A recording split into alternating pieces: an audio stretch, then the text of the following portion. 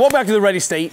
One of the advantages of being in San Francisco is that we have awesome coaches coming in all the time, and they are perfect fodder for jumping into videos.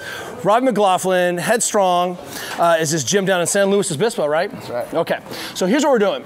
Look, I had the pleasure, Rob jumped into our class, we're just hanging out, and I was like, hey, let me show you something. So I'm gonna just measure his internal rotation. So this is how we're looking at being able to get into this hang position.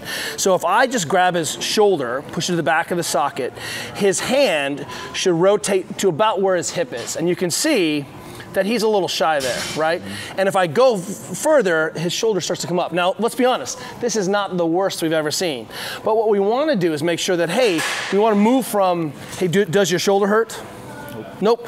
It should never be about, does my shoulder hurt? It should always be about, hey, I'm training. Am I able to maintain the positional competency of my body? Am I able to still do the things that we all agree? Now, we do a lot of internal rotation work with our athletes. And if I push here, I'm gonna ask, here's a little quiz. What bone is that? Hint, it's not a bone. It's your delt bone. That's his deltoid. It is so stiff. Over here is his biceps tendon. That's your biceps, but this is your deltoid. And what ends up happening is that this powerful musculature between shoulder and arm ends up oftentimes just being a little bit restricted. So watch what I'm gonna do here. I'm just gonna stand on his shoulder. This is a partner mode we teach a lot of kids. He's gonna internally rotate down, and then I'm just gonna push until we stop. Stop. So push. Notice I'm not on his shoulder. His shoulder's over here. This is his arm. And then he's just internally rotating actively, not letting that shoulder translate. He pushes. I'm just giving him a little assistance, just a super friend, right? And notice that I just take a bite every time. He's doing a good job breathing. Is this great? Does this feel great? Oh, it's wonderful. I didn't tell him what we were doing. I was just like, hey, come on over. We're gonna put you in the video. So look, I'm just standing on him, and notice that he's internally rotating actively, and all we're doing is addressing his, what we would call a sliding surface problem. It's not capsular, we're not sure what's up, but we're just seeing if we can restore how this tissue is moving. Now, this would come up in a lot of movements like kettlebell swings, which I saw today, right? Robbie was swinging the 100 in our class, our little skilled conditioning class, is jumping in. So I was like, hey, that kettlebell swing was showing me a little bit of internal rotation of that shoulder. And now we're just working through, and something just happened. Did you feel the change? Yeah, right. So all of a sudden now, that was what, like a minute or so? I don't know how many passes we did. Did we make a change in that shoulder position? Yes. So a lot of times, the soft tissue, for whatever reason, gets stiff. He's obviously very strong and very handsome. He's bearded, so we know he's strong and handsome.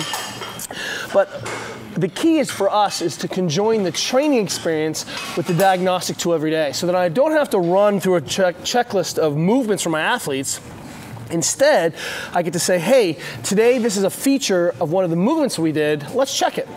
Let's be aware of it. Can I see it as a coach? Now let me show you. All we did was give him his range back, push it in my hand. Like, he's very strong there in that position. Now watch this. So we did his right arm.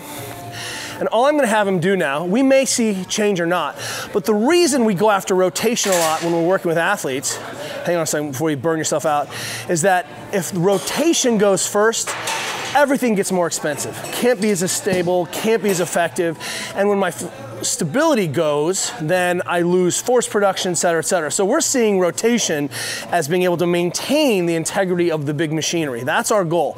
So jump up there and just go show me a turnout on the rings.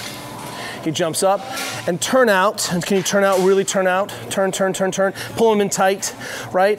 And what I want you to see is that there is definitely a difference between that side and that side. Does it feel different to you? This side's pointing straight, and this side, turn that arm out. It'll go further. Pull those hands in tight, right? And you can tell that this side is lacking his ability to turn out. This puts into a more stable position. So all we did was give him 1 minute, and you can clearly see the vectors of the rings. Why can't you turn that ring out? It just doesn't go. Look how hard you're working, and watch what happens as he fatigues. Where's it go? Where's it go? Turn that arm out. It's so easy. Pull it in tight. Good, good, good fighting. Look what happened to decay. Hop down. Good job. Whew. All you're gonna have to do is hold this gymnastics position for like an hour. The idea here is that imagine during a workout, imagine during a competition, imagine during an actual sport, if he's strong enough that he can hide that early on, as he fatigues, we start to see that that efficiency starts to aggregate into lost position, lost effectiveness, lost mechanics, and potentially lose it, which is the thing we care about the most, right? So keep an eye on the rotation, keep an eye, because if we lose that rotation, we're gonna lose force production in the long haul. This is an easy way of making sure that you understand that this position matters so that we can have access to that full rotation. See you guys tomorrow.